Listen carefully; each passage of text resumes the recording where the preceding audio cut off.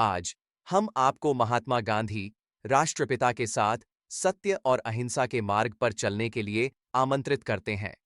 सादगी से शुरू होकर भारत के स्वतंत्रता संग्राम का नेतृत्व कर कंपैशन और अडिग संकल्प के साथ गांधी ने हृदयों और इतिहास को बदल दिया। हमारे साथ जुड़ें जब हम उस नेता के जीवन को फिर से देखते हैं जिनके आदर्श, शांति, साहस और एकता आज भी दुनिया का मार्गदर्शन करते हैं। इस विशेष पॉडकास्ट में हमारे साथ जुड़ें जो विजय और संकट की एक अविस्मरणीय यात्रा है। मैं आपका होस्ट हूं और महात्मा गांधी का स्वागत करना मेरे लिए गर्व की बात है। नमस्ते, मुझे आमंत्रित करने के लिए धन्यवाद। महात्मा गांधी, यह खुशी और सम्मान वास्तव में हमारा है। आज रात हम आपकी जीवन कहानी में उतरने की आशा करते हैं।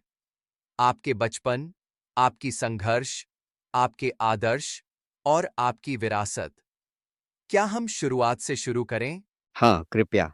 मैं जो भी संभव हो साझा करने के लिए तैयार हूँ। आपका जन्म 2 अक्टूबर 1859 को पोरबंदर, गुजरात में मोहनदास करमचंद गांधी के रूप में हुआ था।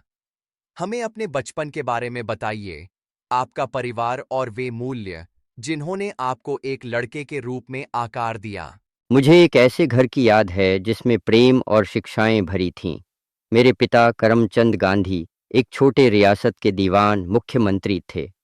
वह गर्वीले, सिद्धांतप्रिय व्यक्ति थे, हालांकि उनकी औपचारिक शिक्षा कम थी। मेरी माँ पूतलीबाई हमारे परिवार की कोमल हृदय थीं, गहरी धार्मिक और अनंत करुणाशील। वह वैष्णववादी परंपरा की एक श्रद्धालु हिंदू थीं, जैन धर्म से प्रभावित, जिसका अर्थ था कि हमारे घर में अहिंसा और सहिष्णुता को मुख्य गुण माना जाता था। मैं उन्हें प्रतिदिन प्रार्थना करते और कठोर व्रत रखते देखता था, यहाँ तक कि दिनों तक उपवास भी रखते थे, अटूट विश्वास के साथ। ऐसे वातावरण ने युवा मोहनदास पर गहरा प्रभाव छोड़ा होगा। वास्तव में मेरी माँ से मैंने अहिंसा, गैर हिंसा के बारे में जाना, इससे पहले कि मैं इसके लिए शब्द जानता। मैं एक बेचैन छोटा लड़का था। मेरी बहन रालियात ने एक बार कहा था कि मैं पारा की तरह बेचैन, या तो खेल रहा हूँ या घूम रहा हूँ, यहाँ तक कि मज़े के लिए कुत्ते के कान भी मरोड़ दिए थे। लेकिन मेरी एक चिंतनशील पक्ष भी थी। मैं भारतीय क्लासिक्स की कहानियों से मंत्रमुग्ध हो जाता था। श्रवण, समर्पित पुत्र की कहानी और राजा हरिश्चंद्र, जिन्होंने सत्य के लिए सब कुछ त्याग दिया, मुझे बच्चे के रूप में डराती थीं। मैं बार बार अपने मन में हरिश्चंद्र के परीक्षणों का अभिनय करता था। उन कहानियों ने मेरे अंदर यह विश्वास बोया कि सत्य और प्रेम ऐसे सिद्धांत हैं जिनके लिए किसी भी बलिदान को स्वीकार किया जा सकता है। ऐसा लगता है कि एक लड़के के रूप में भी आप सच्चाई और कर्तव्य के आदर्शों की ओर आकर्षित थे। क्या आप इस कारण से गंभीर बच्चे थे या स्कूल में आपका एक अधिक खेलपूर्ण पक्ष भी था? मैं वास्तव में एक सामान्य छात्र था। राजकोट में स्कूल में मैं बहुत शर्मीला था। मैं पाठ्यक्रम में ठीक ठीक अच्छा करता था।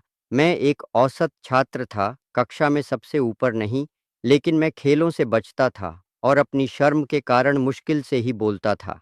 किताबें मेरे सबसे करीबी साथी थीं। यदि कोई शिक्षक मुझे डांटता या मुझे बोलना पड़ता, तो मैं पीछे हट जाता, जीभ जकड़ी हुई। यह संकोच कई वर्षों तक मेरे साथ रहा, जैसे एक छाया। संकोच और फिर भी इतनी मजबूत मान्यताएं विकसित हो रही हैं। आपके शुरुआती जीवन का एक महत्वपूर्ण हिस्सा आपका विवाह था। मई 1883 में केवल 13 वर्ष की उम्र में आपका विवाह 14 वर्षीय कस्तूरबा कपाड़िया से एक व्यवस्थित विवाह में हुआ। यह आज के मानकों से आश्चर्यजनक है। इसका आपके ऊपर क्या प्रभाव पड़ा? अचानक एक स्कूल लड़का एक पति बन गया? उस समय यह रिवाज था और हाँ, हम बस बच्चे थे। मुझे हमारी शादी याद है। मुख्य रूप से नए कपड़े पहनने, मिठाइयाँ खाने और चचेरे भाइयों के साथ खेलने का बहाना था, न कि एक गहरे संबंध के रूप में। हम शादी को नहीं समझते थे।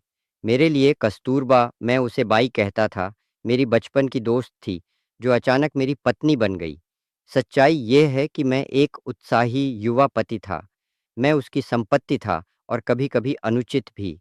मैं उसकी ध्यान चाहता था और यहाँ तक कि जलन भी महसूस करता था यदि वह दोस्तों के साथ समय बिताती या मेरे बिना मंदिर जाती। ये वे बातें थीं जिन्हें मैंने बाद में पछतावे के साथ देखा। आपने जीवन के अंत में अपने युवावस्था की कमियों को स्वीकार करने में बहुत ही खुलापन दिखाया, यहाँ तक कि अपने किशोर पति के रूप में अपने कामुक भावनाओं को भी, जैसा कि आपने ईमानदारी से लिखा है। यह सुनना बहुत मानवीय है कि महात्मा जी को भी सामान्य युवा प्रवृत्तियों पर काबू पाना पड़ा। मैं सच्चाई में विश्वास करता हूँ, यहाँ तक कि अपने बारे में असहज सच्चाइयों में भी। हाँ, मैं शुरुआत में एक ईर्ष्यालु युवक था, लेकिन बाव ने मुझे समय के साथ धैर्य और बिना शर्त प्रेम सिखाया। वह माफ़ करने वाली थी। मेरी किशोरावस्था के दौरान एक दुखद पाठ भी था। 1885 में मेरे पिता गंभीर रूप से बीमार पड़ गए। मैं बापूजी, पिता से बहुत जुड़ा था। मैं उनकी टांगों की मालिश करता था और रात भर उनका साथ देता था। एक रात मैं उनके बिस्तर पर अपनी ड्यूटी छोड़कर कस्तूरबा के साथ रहने गया। हम अभी भी जुनूनी किशोर थे। दुर्भाग्यवश जब मैं दूर था, मेरे पिता का निधन हो गया। मैं बहुत दुखी था। मुझे लगा कि मेरी इच्छा, मेरी जानवरों की इच्छा ने मुझे धोखा दिया है और मैंने अंतिम क्षण में अपने कर्तव्य में असफल रहा। मैंने उस अपराध बोध को बहुत समय तक अपने पास रखा। शायद उस रात ने मुझे स्व अनुशासन और ब्रह्मचर्य, पवित्रता के बारे में एक बीज बो दिया था। हालांकि मैंने संयम को पूरी तरह से अपनाने में बहुत देर कर दी। मुझे बहुत खेद है। यह 16 वर्षीय लड़के के लिए कितनी दिल दहला देने वाली अनुभव है। उस तरह अपने पिता को खोना और फिर थोड़ी ही देर बाद, मुझे विश्वास है कि आप और कस्तूरबा ने भी अपने पहले बच्चे को शैशव में खो दिया। आपने वयस्क दुखों का सामना किया, जबकि आप खुद मुश्किल से वयस्क ही थे। वे शुरुआती दुखों ने मेरी परीक्षा ली। हमारा पहला बच्चा, जो जल्दी ही जन्मा, केवल कुछ ही दिनों तक जीवित रहा। यह पीड़ा पर पीड़ा का बोझ था, शायद सहने का सबक। लेकिन उन्होंने मुझे सहानुभूति भी सिखाई। मैं अपने अनुभव के बाद दूसरों के दर्द को कैसे महसूस न करूं। हर नुकसान, हर दर्द एक शिक्षक था। इस समय के आसपास मैंने हाई स्कूल समाप्त किया और भुवनेश्वर में संक्षेप में कॉलेज में नामांकन किया। लेकिन मैं संतुष्ट नहीं था। मुझे लगा कि मुझे अपने परिवार और अपने लिए कुछ अधिक करना चाहिए। तभी लंदन जाकर कानून की पढ़ाई करने का विचार मन में आया। विदेश में शिक्षा के लिए जाना उन दिनों काफी साहसी था। 1888 में आप 18 वर्ष की उम्र में इंग्लैंड जाकर बैरिस्टर के रूप में प्रशिक्षण लेने गए। मुझे याद है कि यह कोई आसान निर्णय नहीं था। आपकी मां को विदेश यात्रा को लेकर गहरी आपत्तियां थीं, है ना? ओह हाँ, तब मेरी समुदाय में महासागर पार करना लगभग वर्जित था। माँ चिंतित थीं कि मैं पश्चिम में अपने नैतिक मूल्यों को खो दूंगा। मैंने उन्हें एक पवित्र संकल्प पर वादा किया कि मैं विदेश में रहते हुए मांस, शराब और महिलाओं से दूर रहूंगा। केवल उस संकल्प और मेरी प्रिय माँ की आशीर्वाद के साथ ही उन्होंने मुझे जाने दिया। मैं वास्तव में हमारे मोड़बनिया जाति से इंग्लैंड पढ़ने जाने वाला पहला व्यक्ति था और बॉम्बे के समुदाय के बुजुर्ग इतने नाराज हो गए कि उन्होंने मुझे बहिष्कृत कर दिया। उन्हें लगा कि इंग्लैंड मुझे भ्रष्ट कर देगा। इंग्लैंड में पढ़ने जाने के लिए निर्वासित कर दिया गया। यह अविश्वसनीय है। फिर भी आप गए, दृढ़ संकल्पित। निर्धारण या युवा जिद, शायद दोनों। मैं 4 सितंबर 1888 को मुंबई से लंदन के लिए रवाना हुआ। वहां पहुंचकर मैंने एक पूरी नई दुनिया देखी। कल्पना कीजिए, एक शर्मीला किशोर एक छोटे से शहर से अचानक ब्रिटिश साम्राज्य के केंद्र में। शुरुआत में मैं डरा हुआ था। मैंने यहाँ तक कि एक अंग्रेज सज्जन बनने की कोशिश की। मैंने नृत्य की कक्षाएं लीं, एक रेशमी टॉप हैट खरीदी, लेकिन मैं उस ढांचे में कभी पूरी तरह से फिट नहीं हो पाया। सबसे महत्वपूर्ण बात यह है कि मैंने अपनी माँ से अपना वादा निभाया। शाकाहारी भोजन ढूंढना शुरू में एक चुनौती थी। मैं कई रात भूखा रहा जब तक कि मैंने लंदन में शाकाहारी रेस्टोरेंट नहीं खोज लिए। ये संघर्ष हालांकि मुझे लंदन वेजिटेरियन सोसाइटी तक ले आया। मैंने हेनरी सॉल्ट जैसे लोगों के कार्य पढ़े, जिन्होंने न केवल मेरे आहार के संकल्प को मजबूत किया, बल्कि मेरे मन को नई नैतिकताओं के प्रति खोल भी दिया। तो लंदन में आपका समय सिर्फ कानून की पढ़ाई ही नहीं थी, यह आपके सिद्धांतों को भी आकार दे रहा था। आपने अपने वचन निभाए और मुझे लगता है कि आपने उस संकोच को भी कम करना शुरू कर दिया। सही। लॉ स्कूल ने मुझे अपनी खोल से बाहर आने की ज़रूरत थी। मैंने अपने मंच भय का सामना करने के लिए एक सार्वजनिक बोलने के क्लब में शामिल हुआ। शुरुआत में यह भयावह था, लेकिन बोलने का अभ्यास करके मैंने धीरे धीरे बिना घबराहट के खुद को व्यक्त करना सीख लिया। यह मेरे बाद के जीवन के लिए महत्वपूर्ण था। उस भय पर विजय के बिना मैं कभी भी लोगों का नेतृत्व नहीं कर सकता था। मुझे यह भी उल्लेख करना चाहिए, लंदन ने मुझे विभिन्न धर्मों और दार्शनिक विचारों से परिचित कराया। मैंने भगवत गीता पढ़ी। विडंबना ये है कि पहली बार अंग्रेजी में, और यह मुझे गहराई से छू गई। मैंने बाइबिल का भी थोड़ा अध्ययन किया, और यहाँ तक कि कुरान भी, और सभी में बुद्धि पाई।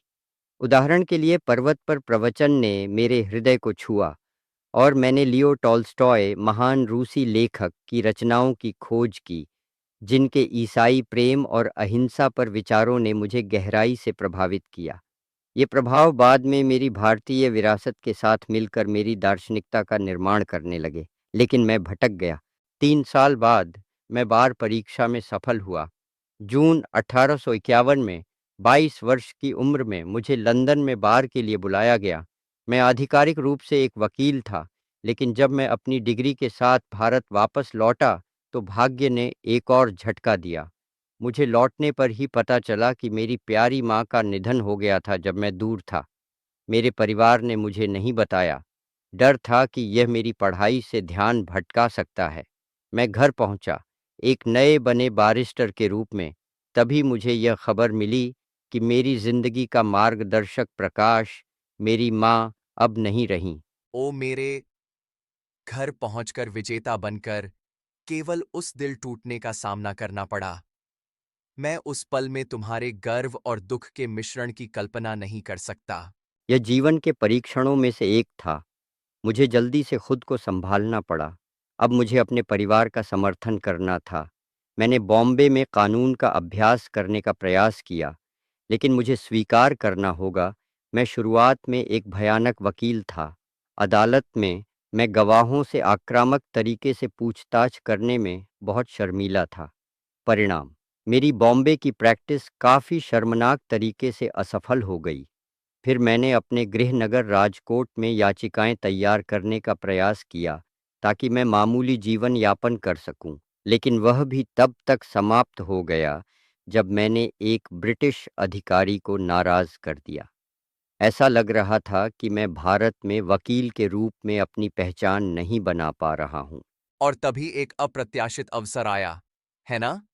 1883 में आपने दक्षिण अफ्रीका में एक मामला स्वीकार किया, एक निर्णय जिसने आपके जीवन का मार्ग बदल दिया।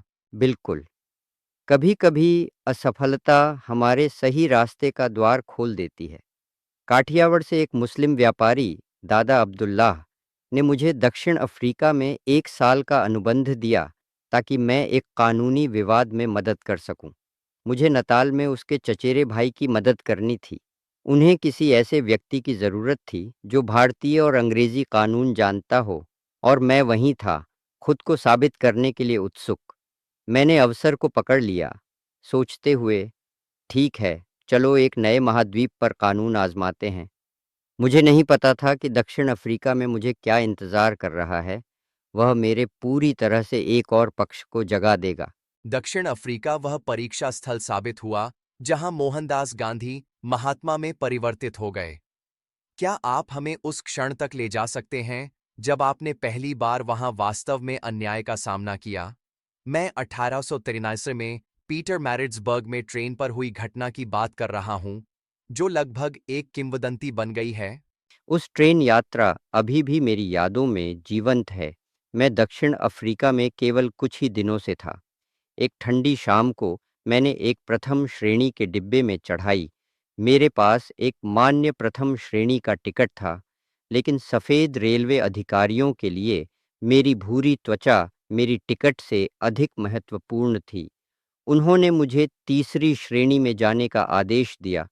मैंने इनकार कर दिया, अपने अधिकार पर जोर देते हुए। जवाब में एक पुलिस वाले ने मुझे पीटर मैरिट्सबर्ग स्टेशन पर ठंडी रात में ट्रेन से फेंक दिया। वह निश्चित ही एक झटका रहा होगा।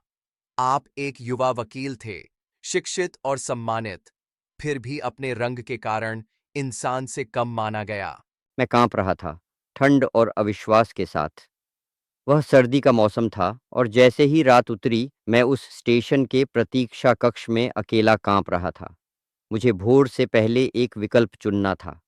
पहला, भारत लौट जाना हार मानकर, कहते हुए कि यहाँ मेरे लिए कोई जगह नहीं है।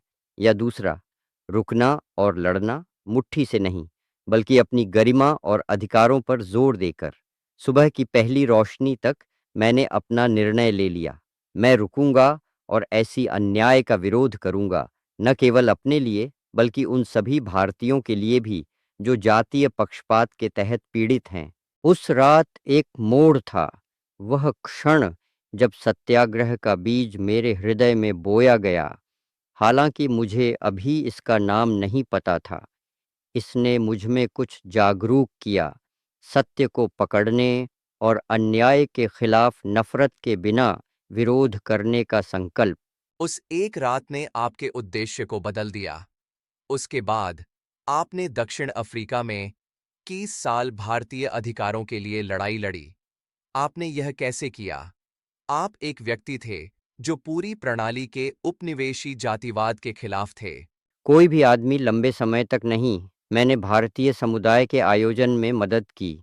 1840 में मैंने नटाल भारतीय कांग्रेस की स्थापना की ताकि दक्षिण अफ्रीका में भारतीयों को एकजुट किया जा सके। हमने याचिका दी, विरोध किया, लोगों को अपनी स्थिति के बारे में शिक्षित किया।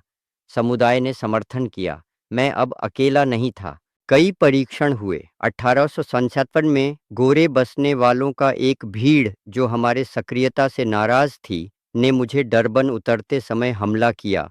उन्होंने मुझे लगभग लिंच कर दिया। मैं मुश्किल से बच पाया, पुलिस अधिकारी की पत्नी के हस्तक्षेप के कारण। मैंने हमलावरों के खिलाफ आरोप नहीं लगाने का फैसला किया। तब भी मुझे लगा कि बदला न्याय की सेवा नहीं करेगा। क्षमाशीलता और उद्देश्य की दृढ़ता अधिक शक्तिशाली थी। 1899-1902 के बोअर युद्ध के दौरान मैंने यहाँ तक कि एक भारतीय एम्बुलेंस कोर का गठन भी किया। मैंने भारतीय स्वयंसेवकों का नेतृत्व किया ताकि घायल ब्रिटिश सैनिकों की सेवा कर सकें। मैं उस उपनिवेशवादी धारणा को दूर करना चाहता था कि भारतीय नपुंसक या अविश्वसनीय हैं। हम स्ट्रेचर बेरर ने अपना कर्तव्य बहादुरी से निभाया। मुझे उस सेवा के लिए ब्रिटिश द्वारा पदक भी दिए गए। ये विडंबना है, मुझे पता है, एक साम्राज्य की सेवा करना जिसने हमें बुनियादी अधिकारों से वंचित किया। लेकिन मुझे उम्मीद थी कि हमारी सेवा हमारे लोगों को अधिक सम्मान दिलाएगी। दुख की बात है कि वह सम्मान प्राप्त नहीं हुआ। यह विडंबना है, लेकिन यह दर्शाता है कि आप अपने दमनकारकों के कॉन्शियंस को अपील करने में विश्वास करते थे। क्या इन संघर्षों के दौरान ही आपने सत्याग्रह का दर्शन कल्पना किया था? हाँ, सत्याग्रह शब्द थोड़ा बाद में, लगभग 1906 में आया, लेकिन विचार पहले से ही बन रहा था। सत्याग्रह का अर्थ है सत्य को पकड़ना या सत्य शक्ति। 1906 में ट्रांसवाल सरकार ने एक अपमानजनक कानून लागू करने की कोशिश की, जिसमें सभी भारतीयों को पंजीकरण कराना और अपनी उंगलियों के निशान के साथ पास ले जाना अनिवार्य था, जो मूल रूप से रंगीन लोगों के लिए एक पहचान पत्र था। हमें यह अपमानजनक लगा।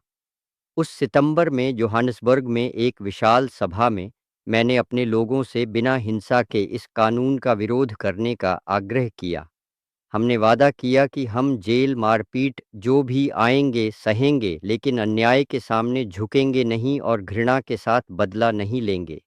यही सत्याग्रह के रूप में एक आंदोलन का जन्म था। विचार था, हम दूसरों को नुकसान नहीं पहुंचाएंगे, लेकिन अपने ही उत्पीड़न के साथ भी सहयोग नहीं करेंगे। हम अपने शरीर और आत्मा को सत्य के लिए दांव पर लगाएंगे। कई लोगों को जेल में डाला गया। मैं स्वयं दक्षिण अफ्रीका में कई बार जेल गया। हमने अपने पंजीकरण पास को आग में जला दिया। हमने गिरफ्तारी का सामना किया, कुछ को पीटा गया, लेकिन हर बलिदान ने हमारे संकल्प को और मजबूत किया। यह अहिंसात्मक प्रतिरोध का दर्शन क्रांतिकारी था। यह विभिन्न स्रोतों से प्रेरित हुआ होगा। आपका हिंदू जैन पालन पोषण, शायद ईसाई शिक्षाएं, टॉलस्टॉय जैसा कि आपने उल्लेख किया। यह सब मिलकर सत्याग्रह में परिणत हुआ। आपका अनूठा दृष्टिकोण। बिल्कुल, सत्याग्रह भारतीय और वैश्विक बुद्धि का फल था। हिंदू धर्म और जैन धर्म से मैंने अहिंसा, अहिंसा और यह विचार लिया कि सत्य, सत्य ही ईश्वर है। यीशु की शिक्षाओं से मैंने प्रेम में पीड़ा की शक्ति को अपनाया, अत्याचारी को दया दिखाने के लिए दूसरा गाल मोड़ना। टॉलस्टॉय की रचनाएं, विशेष रूप से ईश्वर का राज्य तुम्हारे अंदर है, और उनके साथ मेरी पत्राचार ने मेरी नैतिक प्रतिरोध में आस्था को मजबूत किया, न कि बल के प्रयोग में। भगवत गीता ने मुझे स्वार्थहीन कर्म के बारे में सिखाया, बिना फल की इच्छा के अपने कर्तव्य का पालन करना। ये सभी सत्याग्रह में समाहित हो गए। यह दोनों ही गहरे आध्यात्मिक और व्यावहारिक था, और मुझे दक्षिण अफ्रीका में मेरे साथ खड़े बहादुर भारतीय पुरुषों और महिलाओं का श्रेय देना चाहिए। उनके साहस के बिना मेरी बातें कुछ भी नहीं होती। मिलकर 2 दशक से अधिक समय में हमने कुछ रियायतें हासिल कीं। 1914 तक सबसे खराब एंटी इंडियन कानून निरस्त कर दिए गए थे। दिलचस्प बात यह है कि दक्षिण अफ्रीका में ही लोगों ने मुझे पहली बार महात्मा कहना शुरू किया, जिसका अर्थ है महान आत्मा। मुझे कभी भी ऐसा लगता नहीं था कि मैं उस उपनाम का हकदार हूँ। मैं केवल अपना कर्तव्य निभाने वाला एक आदमी था, लेकिन ऐसा लगता है कि नाम स्थायी हो गया। महात्मा, एक उपनाम जो दक्षिण अफ्रीका में जन्मा और बाद में पूरे विश्व में प्रसिद्ध हुआ। जब आप 1915 में भारत लौटे, तब तक आप दक्षिण अफ्रीका में अपनी जीतों और आपके द्वारा समर्थित अहिंसक तरीकों के लिए पहले ही प्रसिद्ध हो चुके थे। क्या आप जानते थे कि आप अपने जीवन का अगला अध्याय भारत को ब्रिटिश शासन से मुक्त कराने के लिए समर्पित करेंगे? जब मैं 1915 में घर वापस आया, मेरी उम्र 45 थी। मुझे ऐसा लगा जैसे मैं किसी अनुभव और उपकरणों के साथ घर लौटने वाला यात्री हूँ। मैं निश्चित रूप से भारत का अकेला स्वतंत्रता सेनानी नहीं था। कई पहले ही भारत के अधिकारों के लिए संघर्ष कर रहे थे। शुरुआत में मैंने भारत के चारों ओर यात्रा करने में समय बिताया, अपने जन्मभूमि की फिर से समझने के लिए, अपने गुरु गोपाल कृष्ण गोखले की सलाह पर। मैंने भारतीय किसान के विनम्र कपड़े पहने और गांवों का दौरा किया। मैं जनता से जुड़ना चाहता था, लेकिन जल्द ही हाँ, मैं हमारे स्वतंत्रता आंदोलन में खिंच गया। मैंने देखा कि अहिंसक प्रतिरोध काम कर सकता है, और मुझे विश्वास था कि इसे भारत में बड़े पैमाने पर लागू किया जा सकता है। आइए बात करते हैं भारत की स्वतंत्रता संग्राम में आपके योगदान की। आप ऐसे समय में भारत पहुंचे थे जब ब्रिटिश औपनिवेशिक शासन के तहत देश पहले ही असंतुष्ट था। 1917 तक आपने भारतीय धरती पर अपनी पहली प्रमुख अभियान का नेतृत्व किया, चंपारण, बिहार में। क्या आप हमें इसके बारे में बता सकते हैं? इसे अक्सर आपका भारत में पहला बड़ा सफलता माना जाता है। चंपारण, हाँ, 1917 में चंपारण के इंडिगो किसानों की स्थिति बहुत खराब थी। ब्रिटिश प्लांटर्स ने उन्हें अपने ज़मीन के एक हिस्से पर इंडिगो उगाने के लिए मजबूर किया, फिर उसे अनुचित कीमतों पर खरीद लिया, जिससे उनका शोषण हुआ। किसान डेस्परेट थे और उन्होंने मेरी मदद के लिए बुलाया। जब मैं पहुंचा तो ब्रिटिश अधिकारियों ने मुझे प्रांत छोड़ने का आदेश दिया। मैं विनम्रता से पालन करने से इनकार कर दिया और इसके बजाय किसानों की स्थिति की जांच शुरू की। गांवों से साक्ष्य एकत्र किए। हमने अहिंसात्मक विरोध का प्रयोग किया, बस धमकाने से इनकार किया। कुछ तनावपूर्ण टकराव के बाद अधिकारियों ने बातचीत करने पर सहमति दी। अंत में हमने एक समझौता किया जिसने परिस्थितियों को बेहतर बनाया।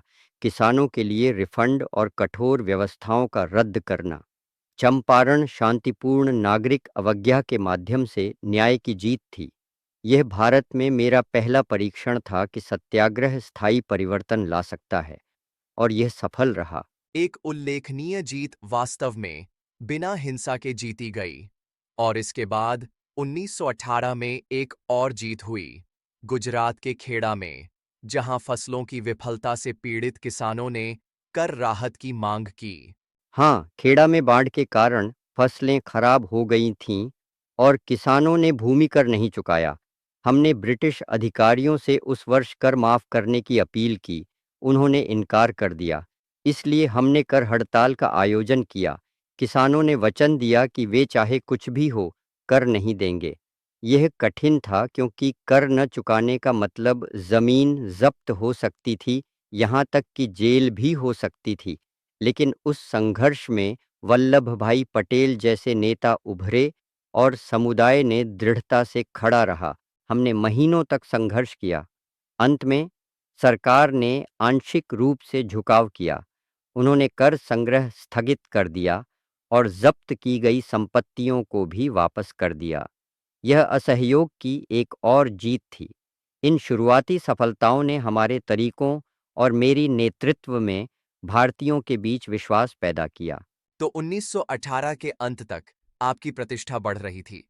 फिर आया 1919 और विश्व युद्ध आय का परिणाम। ब्रिटिश ने भारत की मदद के लिए सुधारों का वादा किया था, लेकिन इसके बजाय उन्होंने असंतोष को दबाने के लिए दमनकारी रॉलेट अधिनियम लागू किया। और अप्रैल 1919 में दुखद जलियांवाला बाग नरसंहार हुआ। ब्रिटिश सैनिकों ने बिना हथियार वाले भारतीयों पर गोली चलाई, जिसमें सैकड़ों की मौत हो गई। इन घटनाओं का आप और आंदोलन पर क्या प्रभाव पड़ा? वे घटनाएं एक कठोर जागरूकता थीं। मैंने वास्तव में 1914-18 में ब्रिटिश युद्ध प्रयास का समर्थन किया था। उम्मीद थी कि यह भारत की स्वतंत्रता के लिए आभार के रूप में मिलेगा। इसके बजाय 1919 में उन्होंने हमें रॉलेट अधिनियम दिया, मूल रूप से मार्शल लॉ, जो उन्हें बिना ट्रायल के लोगों को जेल में डालने की अनुमति देता है। मुझे व्यक्तिगत रूप से धोखा महसूस हुआ। हमने उस काले अधिनियम के खिलाफ विरोध प्रदर्शन शुरू किए। फिर जलियांवाला बाग 13 अप्रैल 1919 को हुआ। जनरल डायर ने अमृतसर में एक शांतिपूर्ण सभा को घेर लिया और बिना चेतावनी के गोलीबारी कर दी। कितने ही निर्दोष पुरुष, महिलाएं, बच्चे मारे गए, ये भयानक था। नरसंहार की खबर ने मुझे हिलाकर रख दिया। और उपनिवेशवादी सरकार ने कैसे प्रतिक्रिया दी?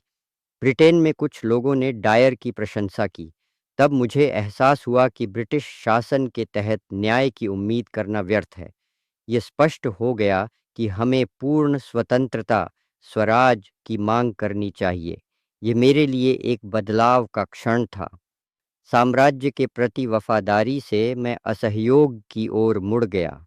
1920 में भारतीय राष्ट्रीय कांग्रेस ने, जिसमें मैं एक नेता था, असहयोग आंदोलन शुरू किया। हमने भारतीयों से ब्रिटिश संस्थानों, अदालतों और स्कूलों का बहिष्कार करने, सरकारी नौकरियों से इस्तीफा देने, ब्रिटिश उपाधियों को त्यागने और सबसे महत्वपूर्ण रूप से ब्रिटिश वस्त्र और कपड़ों का बहिष्कार करने का आग्रह किया। मैंने स्वदेशी का समर्थन किया, अपने ही घर में बने उत्पादों, विशेष रूप से हाथ से खड़े कपड़े, खादी का उपयोग। मैं रोज़ चक्की पर बैठता था और मैंने सभी को ऐसा करने के लिए प्रोत्साहित किया। यह आर्थिक विद्रोह का एक कार्य था। विदेशी कपड़ों को जलाते हुए और अपने ही कपड़े बुनते हुए हमारा दृश्य एक शक्तिशाली प्रतीक बन गया। आप लगभग स्पिनिंग व्हील पर आपको देख सकते हैं, उदाहरण प्रस्तुत करते हुए। असहयोग आंदोलन ने वास्तव में राष्ट्र को प्रेरित किया। सभी वर्गों के लोग इसमें शामिल हुए और ब्रिटिश हिल गए। लेकिन यह बिना चुनौतियों के नहीं था, सही है? मुझे याद है कि यह 1922 में एक दुर्भाग्यपूर्ण घटना के बाद कुछ अचानक समाप्त हो गया। हाँ, शुरुआती 1922 तक आंदोलन बहुत बड़ा हो चुका था। ब्रिटिश नियंत्रण बनाए रखने में संघर्ष कर रहे थे। फिर फरवरी 1922 में चौरी चौरा नामक स्थान पर हिंसा भड़क गई। एक प्रदर्शनकारियों का समूह पुलिस से टकराया और दुखद रूप से एक पुलिस स्टेशन को आग लगा दी, जिसमें पुलिसकर्मी मारे गए। जब मैंने सुना कि हमारे लोग इतनी हिंसा का सहारा ले रहे हैं, तो मैं बहुत परेशान हो गया। मैंने तुरंत असहयोग आंदोलन को रोक दिया। मेरे लिए एक भी क्रूर बदले का कदम यह संकेत था कि हम तैयार नहीं थे, कि हमें अपने आप को अधिक बेहतर तरीके से अहिंसा में अनुशासित करना होगा। कुछ ही समय बाद ब्रिटिश अधिकारियों ने मुझे राष्ट्रद्रोह के आरोप में गिरफ्तार कर लिया। मार्च 1922 में मेरा मुकदमा चला और मुझे 6 वर्षों की जेल की सज़ा सुनाई गई। जिसने मुझे सज़ा सुनाई, उस न्यायाधीश ने वास्तव में अदालत में मेरे नैतिक चरित्र की प्रशंसा की। यह काफ़ी अवास्तविक था। मैंने लगभग 2 साल की सेवा की, फिर 1924 में अपेंडिक्स सर्जरी के कारण जल्दी रिहा कर दिया गया। तब तक व्यापक नागरिक अवज्ञा की पहली लहर शांत हो चुकी थी। आंदोलन को विराम देना पड़ा और पुनः संगठित होना पड़ा। 2 साल जेल में और उस समय के दौरान हिंदुओं और मुसलमानों के बीच एकता, जिसके लिए आपने काम किया था, विशेष रूप से मुसलमानों के खिलाफत के समर्थन के माध्यम से कमजोर होने लगी। यह कठिन समय रहा होगा, लेकिन आप फिर भी दृढ़ संकल्पित होकर बाहर आए। यह कठिन था।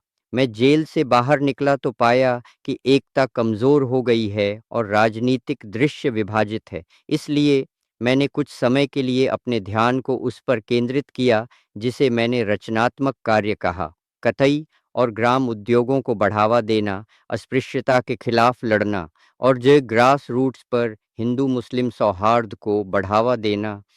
मैं यात्रा करता रहा, आश्रमों में रहता रहा, बदलाव को जीने की कोशिश करता रहा जिसे मैं देखना चाहता था। लेकिन 1920 के दशक के अंत तक एक और महान प्रयास का समय था।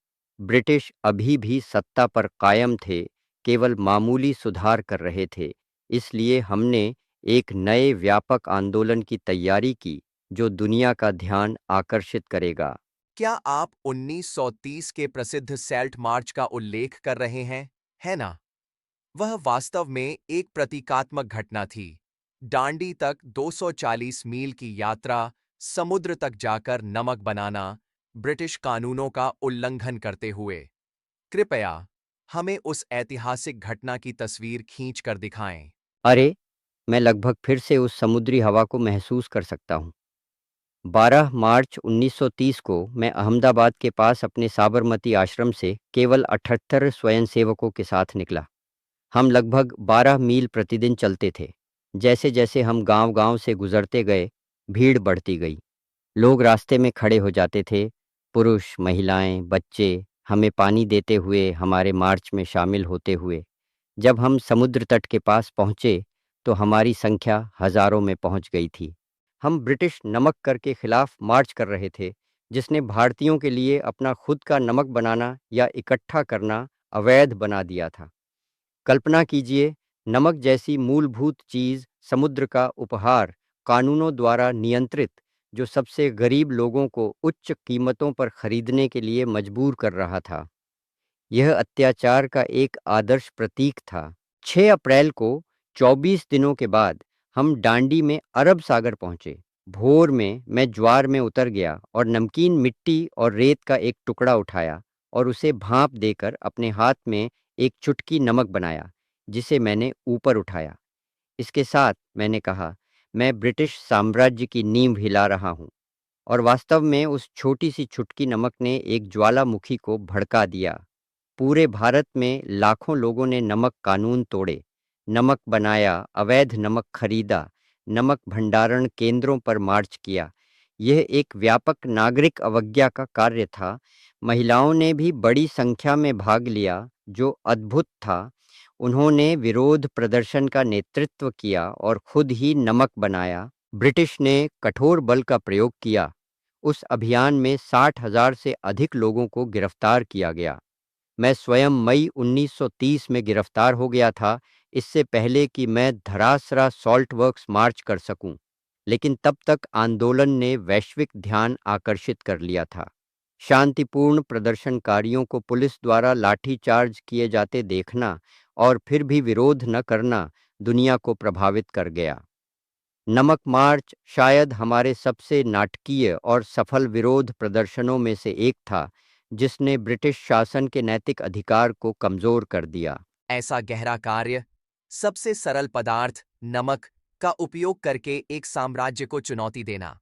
आपके हाथ में स्टाफ लेकर मार्च करते हुए की तस्वीर और उस प्रतीकात्मक नमक का चुटकी पूरे विश्व में प्रेरणा बन गई। नमक सत्याग्रह के बाद ब्रिटिश अंततः बातचीत करने के लिए सहमत हुए। 1931 में गांधी इरविन समझौता हुआ, जिसमें उन्होंने कैदियों को रिहा किया और आपने असहयोग आंदोलन स्थगित कर दिया। आप यहां तक कि बातचीत के लिए लंदन भी गए। 1931 के अंत में राउंड टेबल कॉन्फ्रेंस, भारतीय राष्ट्रीय कांग्रेस के एकमात्र प्रतिनिधि के रूप में वह अनुभव कैसा था? फिर से अपने देश की मिट्टी पर ब्रिटिशों से मिलना, अब एक विरोधी के रूप में। यह प्रेरणादायक था। लंदन मेरे छात्र दिनों के बाद बहुत नहीं बदला था, लेकिन मैं बदल गया था। मैं अपने सरल धोती और शॉल में पहुंचा, जिससे उन शक्तियों के हॉल में काफ़ी हलचल मच गई। हमारी उच्च आशाएं थीं कि हम स्वराज, आत्मशासन पर चर्चा करेंगे। दुर्भाग्यवश ब्रिटिश सरकार का ध्यान कहीं और था। वे चर्चा को भारतीय अल्पसंख्यकों और रियासतों के मुद्दों में खींचना चाहते थे। मुख्य सवाल उपनिवेशवादी शासन का अंत से बचते हुए। सम्मेलन मुख्य रूप से निराशाजनक था। एक मज़ेदार बात मुझे याद है। ब्रिटिश आंकड़े जैसे विंस्टन चर्चिल बहुत ही नाखुश थे जब उन्होंने मुझे समान माना जाता देखा। चर्चिल ने ताना मारा कि यह चिंताजनक और घृणास्पद है कि मिस्टर गांधी, एक विद्रोही मिडल टेम्पल वकील, अब एक आधे नग्न फकीर के रूप में प्रस्तुत हो रहे हैं। राजा सम्राट के प्रतिनिधि के साथ समान शर्तों पर बातचीत करने के लिए उसने मुझे आधे नग्न फकीर कहा, मूल रूप से एक भिखारी, क्योंकि मैंने हमारे पारंपरिक कपड़े पहने थे। उस तरह का तिरस्कार केवल उनकी अंधता को दर्शाता था। मैंने इसे सहजता से लिया। ऐसे अपमानों ने मुझे हतोत्साहित नहीं किया। वास्तव में मैंने बाद में मजाक में कहा कि मैंने इतनी कपड़े पहने थे कि मौसम और मेरे लोगों की शालीनता के अनुरूप हो, लेकिन मुझे खेद है यदि यह मिस्टर चर्चिल की नाजुक संवेदनाओं के लिए पर्याप्त नहीं था। चर्चिल की चुटकुले वास्तव में इतिहास में दर्ज हो गए हैं। फिर भी हंसी मजाक से परे, यह दिखाया कि ब्रिटेन में कुछ लोग अपने मुकुट का रत्न खोने की कल्पना भी नहीं कर सकते थे। लंदन से खाली हाथ लौटने के बाद भी संघर्ष जारी रहा। 1932 में एक और चुनौती आई। ब्रिटिश सरकार ने सामुदायिक पुरस्कार की घोषणा की, जिसमें दलितों, तब जिन्हें दबे हुए वर्ग कहा जाता था, को अलग राजनीतिक मतदाता क्षेत्र दिए गए, जिससे आप महसूस करते थे कि यह हिंदुओं को विभाजित कर देगा। आपने जेल में भूख हड़ताल शुरू की ताकि इसका विरोध किया जा सके, जिसने डॉ. बी.आर. अंबेडकर के साथ पूना समझौता करवाया। यह एक बहुत ही संवेदनशील घटना थी, है ना? अत्यंत संवेदनशील।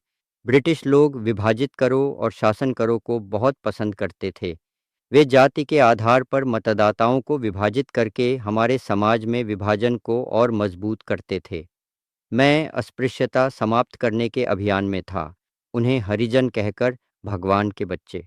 लेकिन मैं अंबेडकर से राजनीतिक समाधान पर सहमत नहीं था। मुझे डर था कि अलग अलग मतदाता प्रणाली दलितों को स्थायी रूप से अलग कर देगी। इसलिए यरवाड़ा जेल में रहते हुए मैंने अपने नैतिक हथियार का प्रयोग किया, उपवास। मैंने घोषणा की कि जब तक इसे पुनर्विचार नहीं किया जाता, मैं प्राण त्यागने तक उपवास करूंगा। यह अंबेडकर की ब्लैकमेल करने के लिए नहीं था, बल्कि सभी भारतीयों के कॉन्शियंस को जागरूक करने के लिए एक अपील थी कि हम अपने भाइयों और बहनों से आध्यात्मिक रूप से अलग न हों। यह विवादास्पद था। बहुतों ने, जिनमें अंबेडकर भी शामिल थे, मेरी आलोचना की कि मैंने इस मुद्दे पर अपनी जान जोखिम में डाली। लेकिन उपवास का दबाव सभी को बातचीत पर लाया। अंत में डॉ. अंबेडकर और अन्य नेताओं ने पुणे समझौता किया, जिसने दलितों को विधानसभाओं में आरक्षित सीटें दीं, लेकिन अलग मतदाता प्रणाली नहीं। तब मैंने अपना उपवास तोड़ा। इस घटना ने मुझे कुछ से कृतज्ञता और दूसरों से स्थायी आलोचना दोनों प्राप्त की, लेकिन मेरा उद्देश्य भारत के सामाजिक ताने-बाने को बनाए रखना था, जबकि हम उत्पीड़ितों का उत्थान कर रहे थे। वह आपके विरोध और नैतिक प्रेरणा का एक माध्यम के रूप में उपवास करने के कई बार में से एक था। यह आपके दृष्टिकोण की एक विशेषता बन गया। ये मृत्यु तक उपवास कारणों के लिए मित्र और शत्रु दोनों की बेहतर प्रवृत्ति को आकर्षित करने के लिए 1930 के दशक के दौरान आपने कांग्रेस से आंशिक रूप से सेवानिवृत्त हो गए थे। जैसा कि आपने कहा, सामाजिक मुद्दों पर ध्यान केंद्रित किया। वहां आंतरिक मतभेद भी थे। उदाहरण के लिए, सुभाष चंद्र बोस 1928 में आपके उम्मीदवार के खिलाफ कांग्रेस के अध्यक्ष चुने गए, जिससे कुछ तनाव पैदा हुआ। लेकिन आगे बढ़ते हुए जब 1929 में द्वितीय विश्व युद्ध छिड़ा, तो यह एक नई दुविधा बन गई। 1942 तक युद्ध के बीच आपने ब्रिटिशों से भारत छोड़ो का आह्वान किया। यह एक अंतिम पूर्ण प्रयास था। उस पल को क्या प्रेरित किया? द्वितीय विश्व युद्ध जारी था और ब्रिटिशों ने बिना किसी भारतीय नेताओं से परामर्श किए भारत को इसमें खींच लिया। मैं फांसीवाद के खिलाफ लड़ाई के साथ सहानुभूति रखता था, लेकिन मैं यह बर्दाश्त नहीं कर सकता था कि हम दूसरों की स्वतंत्रता के लिए लड़ रहे थे, जबकि हमारा अपना देश उपनिवेशित रहा। इसलिए अगस्त 1942 में मेरे आग्रह पर कांग्रेस ने भारत छोड़ो प्रस्ताव पारित किया, ब्रिटिशों को भारत छोड़ने के लिए एक बार और सभी के लिए, और यह घोषणा की कि हम इसे बिना हिंसा के आवश्यकतानुसार करेंगे। मेरा मंत्र था, करो या मरो। हम इस अंतिम संघर्ष में सब कुछ कुर्बान करने को तैयार थे। उत्तर तेज और कठोर था। ब्रिटिश सरकार ने मुझे और पूरे कांग्रेस नेतृत्व को एक रात में गिरफ्तार कर लिया। मैं पूना के आगा खान पैलेस में कैद था और वहां मैंने कुछ सबसे अंधकारमय घंटे बिताए। मेरी प्रिय पत्नी कस्तूरबा मेरे साथ उस कैद में थीं। वह मेरी हर संघर्ष में साथी थीं, आप जानते हैं, और वह बीमार पड़ गईं। फरवरी 1944 में मेरी प्यारी बाई ने 62 वर्षों के विवाह के बाद उस जेल में मेरे हाथों में ही दम तोड़ दिया। मैं यहाँ दीवारों के बाहर उसका उचित अंतिम संस्कार करने के लिए भी स्वतंत्र नहीं था। यह एक भारी झटका था। 2 महीने बाद मैं खुद मलेरिया से लगभग मर ही गया था और मुझे रिहा कर दिया गया, क्योंकि ब्रिटिश डरते थे कि मैं अपनी सज़ा पूरी करने तक जीवित नहीं रह पाऊंगा। वे नहीं चाहते थे कि मैं हिरासत में मर जाऊं और अधिक विद्रोह भड़के। बाहर जब हम जेल में थे तो क्विट इंडिया आंदोलन ने बड़े पैमाने पर उथल-पुथल और दुर्भाग्यवश कुछ हिंसा को जन्म दिया। ब्रिटिश ने इसे क्रूरता से कुचल दिया। 1000 से अधिक लोग मारे गए, हजारों और को जेल में डाल दिया गया। लेकिन आग जल चुकी थी। 1945 में जब युद्ध समाप्त हुआ, ब्रिटेन थक चुका था और हमारे लोगों की स्वतंत्रता की मांग अपरिवर्तनीय थी। मुझे कस्तूरबा के लिए बहुत खेद है। वह उन सभी वर्षों में आपके साथ ताकत का स्तंभ थीं। हमें उनके बलिदान को भी याद रखना चाहिए। अंत में युद्ध समाप्त हो गया और ब्रिटिश सरकार ने संकेत दिया कि वह भारत छोड़ देगी। लेकिन फिर विभाजन का दर्दनाक सवाल आया। हिंदू मुस्लिम एकता के लिए आपके जीवन भर के प्रयासों के बावजूद जिन्नाह के नेतृत्व में मुस्लिम लीग ने एक अलग राष्ट्र पाकिस्तान के लिए दबाव डाला। अगस्त 1947 में भारत ने स्वतंत्रता प्राप्त की, लेकिन उसे भारत और पाकिस्तान में विभाजित कर दिया गया। आपने इतने लंबे संघर्ष के बाद एक संयुक्त भारत के लिए कैसे सामना किया? विभाजन मेरी आत्मा में छुरी की तरह था। मैंने अंत तक इसका विरोध किया। मैं मानता था कि हिंदू, मुस्लिम और सभी समुदाय एक राष्ट्र में साथ रह सकते हैं, जैसे हम सदियों से रहते आए हैं। लेकिन राजनीतिक वास्तविकताएं और अविश्वास बहुत मजबूत हो गए थे।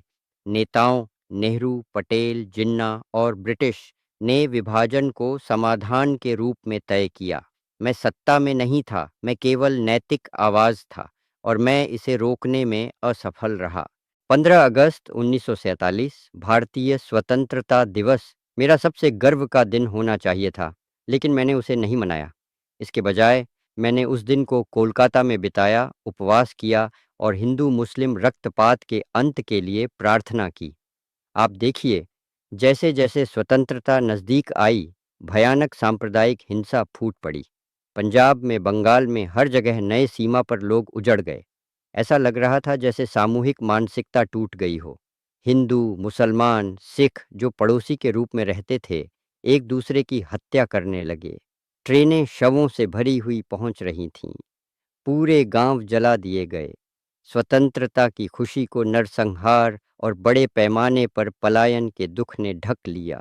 मैं इस हिंसा के बीच खुद को डाल दिया, बंगाल के दंगों से पीड़ित गांवों में 78 वर्षीय बुजुर्ग की तरह, और बाद में दिल्ली में लोगों से हत्या रोकने की अपील करते हुए। मैंने कई बार उपवास किया, मौत के कगार पर पहुंचकर शांति बहाल करने के लिए। सितंबर 1947 में कलकत्ता में मैंने उपवास किया और चमत्कारिक रूप से युद्धरत समुदायों ने हथियार डाल दिए। वे एक कमज़ोर बूढ़े आदमी को अपने पापों के लिए भूखा देखकर शर्मिंदा हो गए। जनवरी 1948 में दिल्ली में मैंने एक और उपवास किया जिसने नेताओं और नागरिकों को हिंसा रोकने के लिए मजबूर किया, और यहाँ तक कि नए भारतीय सरकार को पाकिस्तान को उसके बकाया वित्तीय संसाधन सुनिश्चित करने के लिए बाध्य किया जो रोक लिए गए थे। ये उपवास अस्थायी रूप से काम किए। लोगों ने प्यार या पछतावे से हिंसा रोक दी, मुझे नहीं पता कि कौन सा। लेकिन विभाजन का प्रभाव बहुत बड़ा था। 1 मिलियन से अधिक लोग मारे गए और 10 से 15 मिलियन लोग विस्थापित हुए। यह एक दुख है जिसे मैं आत्मा में भी संजोता हूँ। शायद मैं बहुत अधिक आदर्शवादी था, या शायद यह बस सबसे अंधेरा समय था जो अभी तक हम पूरी तरह से नहीं देख पाए हैं। उस त्रासदी का वजन आपके शब्दों में महसूस किया जा सकता है। आपने विभाजन के घावों को ठीक करने के लिए अपनी अंतिम पूरी कोशिश दी, और इसी शांति की खोज में आपका जीवन अचानक कट गया। 30 जनवरी 1948 को जब आप दिल्ली में एक प्रार्थना सभा के लिए जा रहे थे, तो आपको हिंदू चरमपंथी नाथूराम गोडसे ने गोली मार दी। उसने आपको सीधे निशाने पर लिया, क्योंकि वह आपको मुसलमानों और पाकिस्तान के प्रति अधिक सहिष्णु होने का दोषी मानता था। यह इतिहास की महान विडंबनाओं और दुखों में से एक था कि अहिंसा के प्रचारक का हिंसक अंत हुआ। मुझे वह शाम याद है। मैं हाल ही में उपवास से कमज़ोर था और प्रार्थना स्थल की ओर चलते हुए अपने 2 नातिनों का सहारा ले रहा था। अचानक एक युवक मेरे सामने झुका। मुझे लगा कि वह मेरी आशीर्वाद के लिए आ रहा है, लेकिन फिर उसने पीछे हटकर मेरी छाती में 3 गोलियां चला दीं। उस क्षण में मुझे समझ में आया कि क्या हो रहा है। मेरी आखिरी सचेत शब्द भगवान का आह्वान था, हे राम, ओ भगवान। जैसे ही मैं गिर पड़ा, क्या मैंने उन्हें सच में अलाउड कहा या केवल अपने दिल में? यह केवल भगवान ही जानते हैं। मुझे गोडसे के प्रति कोई घृणा नहीं हुई जैसे ही जीवन मुझसे बाहर निकल रहा था। मैं बस यही चाहता था कि वह और जो उसकी मदद कर रहे थे समझ सकें कि मेरी मुस्लिमों के प्रति प्रेम का मतलब हिंदुओं से घृणा नहीं था। मैं अपने सभी देशवासियों से प्यार करता था, लेकिन उनकी क्रोध में उन्होंने मुझे भारत की संकीर्ण सोच के प्रति विश्वासघाती देखा। हिंसा ने मेरी सांसारिक जीवन ली, हाँ, फिर भी मैं अपनी मृत्यु को हार नहीं मानता। यदि कुछ हो तो वह गोलियां जो मुझ पर चलाई गईं, उन्होंने कई लोगों के कॉन्शियंस को भी जागरूक किया। यहाँ तक कि गोडसे अपने हृदय के कोने में। मुझे आश्चर्य होता है कि क्या उन्हें अपने होंठों पर प्रार्थना के साथ एक असहाय बूढ़े आदमी को चुप कराने का पछतावा हुआ। मैं प्रार्थना करता हूँ कि उसे कहीं न कहीं शांति मिली हो। आपकी क्षमाशीलता की क्षमता असाधारण से परे है। जब आपके हत्या की खबर फैली, भारत और दुनिया गहरे शोक में डूब गई। प्रधानमंत्री नेहरू रेडियो पर टूट पड़े, कह रहे थे, हमारी जिंदगी से प्रकाश चला गया है, राष्ट्रपिता की मृत्यु का शोक मनाते हुए। वास्तव में लाखों लोगों ने उस दिन महसूस किया कि उन्होंने एक मार्गदर्शक प्रकाश खो दिया है। लेकिन महात्मा जी, यद्यपि आप उस दिन हमें छोड़ गए, आपका संदेश और विरासत जीवित है। मैं अब उस स्थायी विरासत के बारे में बात करना चाहता हूं, और साथ ही आपके जीवन पर कुछ आलोचनाएं और विचार भी व्यक्त करना चाहता हूं। आपके जीवन का कार्य मूल रूप से इतिहास का रुख बदल गया। आपकी नेतृत्व में भारत ने 1947 में ब्रिटिश शासन से स्वतंत्रता प्राप्त की। यह एक ऐतिहासिक उपलब्धि है। लेकिन राजनीतिक स्वतंत्रता से परे, आपने समाज को ऊपर उठाने के लिए भी काम किया। अस्पृश्यता के खिलाफ लड़ाई लड़ी, गांवों को सशक्त बनाया और महिलाओं के अधिकारों के लिए वकालत की, और आपने भारत की सीमाओं से बहुत दूर स्वतंत्रता आंदोलनों को भी प्रभावित किया। Martin Luther king junior America में, नेल्सन मंडेला दक्षिण अफ्रीका में, और कई अन्य ने आपकी अहिंसक प्रतिरोध की विचारधारा से प्रेरणा स्पष्ट रूप से ली। पीछे मुड़कर देखें तो आप अपने सबसे बड़े उपलब्धियों या योगदानों को क्या मानते हैं, और आप भारत और दुनिया के लिए छोड़े गए विरासत को कैसे देखते हैं? मैं व्यक्तिगत उपलब्धि का दावा करने में हिचकिचाता हूँ। जो भी हासिल हुआ वह भारत के जनता का था, सत्य और ईश्वर की इच्छा से।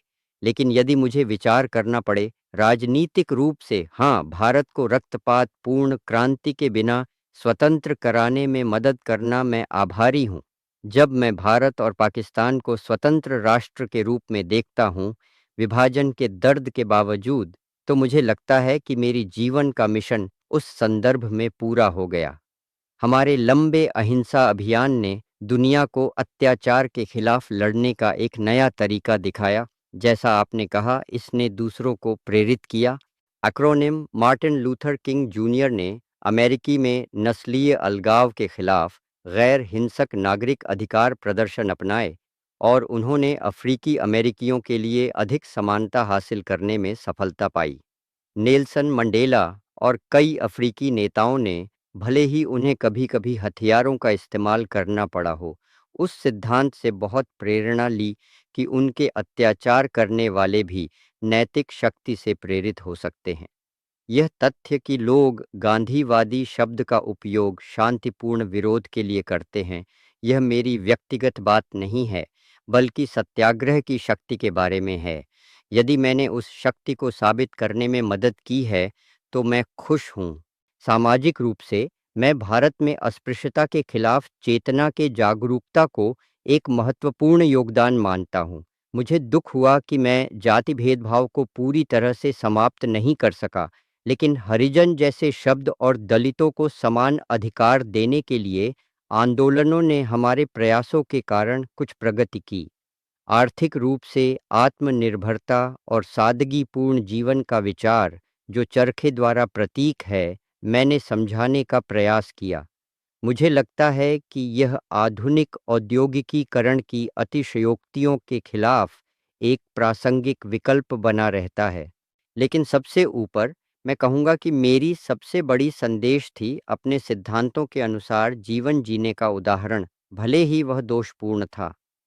मैं अक्सर कहता था, मेरा जीवन ही मेरा संदेश है। यदि मेरी जिंदगी से कुछ सीखने को है, तो वह शायद यह है कि सत्य और प्रेम में अडिग विश्वास अत्याचार पर विजय प्राप्त कर सकता है, और सामान्य लोग मिलकर अन्याय को उखाड़ फेंक सकते हैं। और व्यक्तिगत रूप से मैं मानता हूँ कि विचार, शब्द और कर्म में पूर्ण अहिंसा बनाए रखना, भले ही प्रलोभन या हानि हो, आत्मा की एक उपलब्धि है जिसे मैं दूसरों को प्रयास करने के लिए प्रोत्साहित करता हूँ। यह आसान नहीं है। मैंने कई बार अंदर ही अंदर असफलता का सामना किया है, लेकिन यह एक योग्य आदर्श है।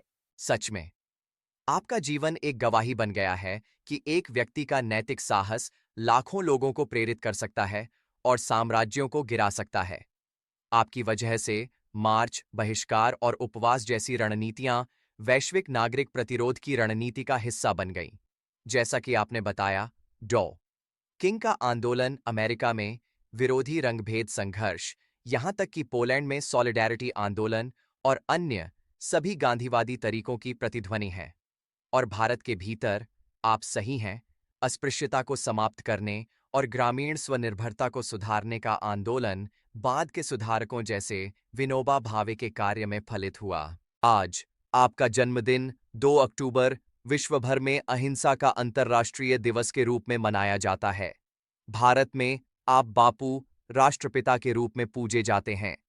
दुनिया भर के शहरों के चौकों में आपकी मूर्तियां हैं और आपका नाम शांति का पर्याय है। यह एक असाधारण विरासत है। हालांकि कोई भी महान जीवन विवादों या आलोचनाओं से मुक्त नहीं होता, और सत्य की भावना में हमें उन पर भी ध्यान देना चाहिए। महात्मा गांधी, जबकि करोड़ों लोग आपका सम्मान करते हैं, कुछ ने आपकी मान्यताओं और कार्यों के कुछ पहलुओं की आलोचना की है। मैं इन आलोचनाओं में से कुछ को उठाना चाहता हूं और आपके विचार जानना चाहता हूं। उदाहरण के लिए, जैसा आपने उल्लेख किया है, डॉ. बी.आर. अंबेडकर और कई दलितों का मानना था कि आप जाति व्यवस्था को खत्म करने में पर्याप्त कट्टर नहीं थे। उन्होंने सराहना की कि आपने अस्पृश्यता का विरोध किया, लेकिन उन्हें संदेह था कि आप वर्ण व्यवस्था के तत्वों को बनाए रखना चाहते हैं और अलग-अलग निर्वाचन क्षेत्रों के खिलाफ आपके अनशन को उनके राजनीतिक अधिकारों के लिए हानिकारक मानते थे। अंबेडकर ने यहां तक कहा कि आपकी दृष्टि दलितों को अधीनस्थ ही बनाए रखती है, हालांकि अधिक करुणा के साथ, बजाय उन्हें सच्चे अर्थ में मुक्त करने के। आप इसका क्या उत्तर देंगे? मैं समझता हूँ कि कुछ दलित नेताओं को ऐसा क्यों लगता है, उनके दृष्टिकोण से मैंने शायद पर्याप्त कदम नहीं उठाए।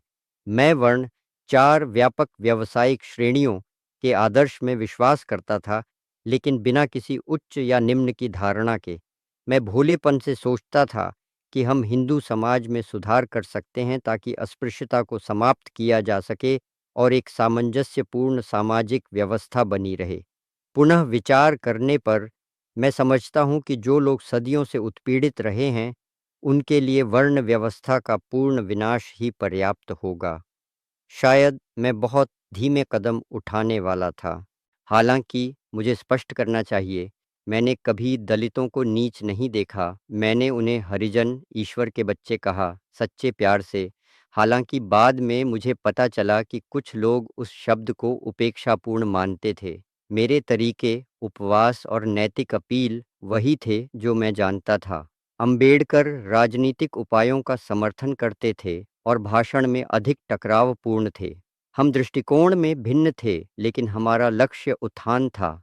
यदि मेरे कार्यों ने किसी भी तरह से दलित आंदोलन को चोट पहुंचाई हो, तो यह मुझे पीड़ा देता है और मैं केवल इतना कह सकता हूं कि मेरा इरादा हमेशा ठीक करने का था, न कि नुकसान पहुंचाने का। मुझे लगता है कि इतिहास यह बताएगा कि डोचेंड्रो आम्बेडकर की प्रत्यक्ष कार्रवाई और मेरी नैतिक दबाव दोनों का दलितों के जीवन में सुधार लाने में योगदान था। फिर भी मैं विनम्रता से स्वीकार करता हूँ कि जाति भेदभाव के खिलाफ लड़ाई में मैंने दलित आवाज़ों को अधिक सुनकर बेहतर कर सकता था। एक और आलोचना। कुछ का कहना है कि आप बुराई के सामने बहुत ही सहिष्णु या सौम्य थे। उदाहरण के लिए, द्वितीय विश्व युद्ध के दौरान आपने यूरोपीय यहूदियों को अहिंसा अपनाने और यहां तक कि नाजी उत्पीड़न के तहत खुद को कत्लखाने के चाकू के सामने प्रस्तुत करने की सलाह दी। सलाह जिसे कई लोगों ने हॉलोकॉस्ट की भयानक हिंसा को देखते हुए चौंकाने वाला पाया।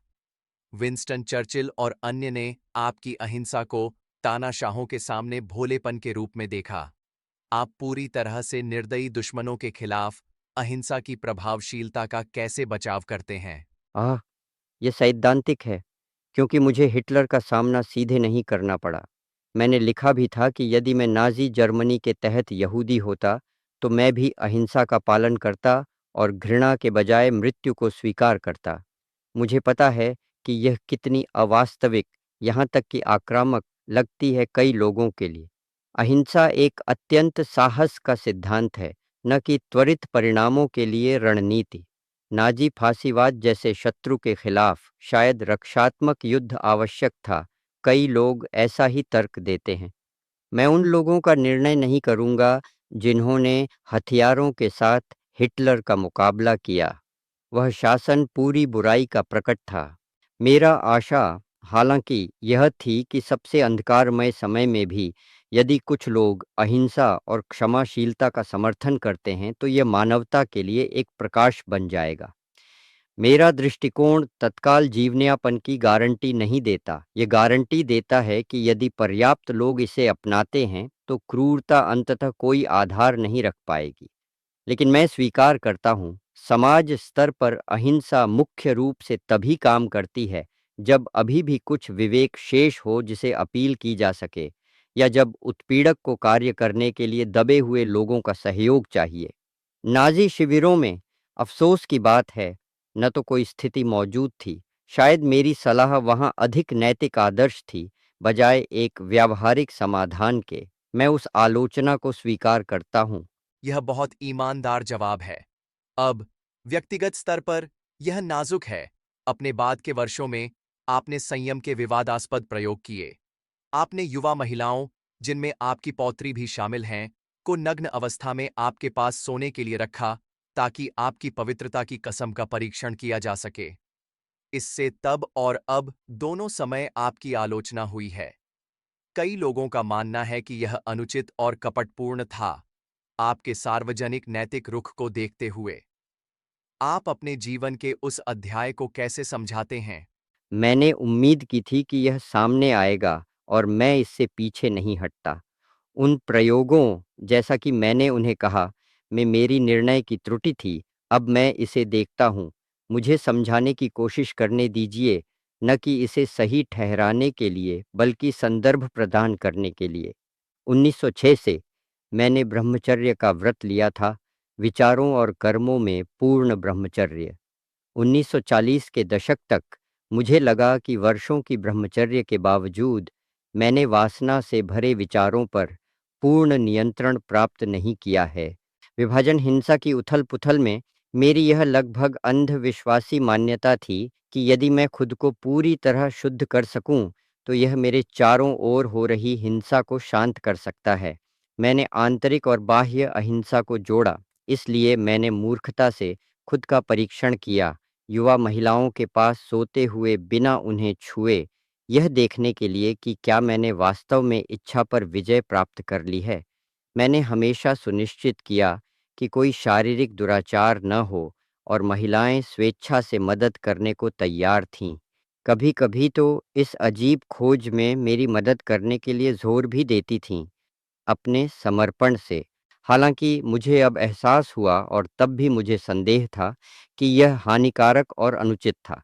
इससे उन महिलाओं को असहज स्थिति में डाल दिया, और यदि कुछ नहीं, तो यह एक सार्वजनिक व्यक्ति और आध्यात्मिक नेता के रूप में असभ्य और घिनौना था।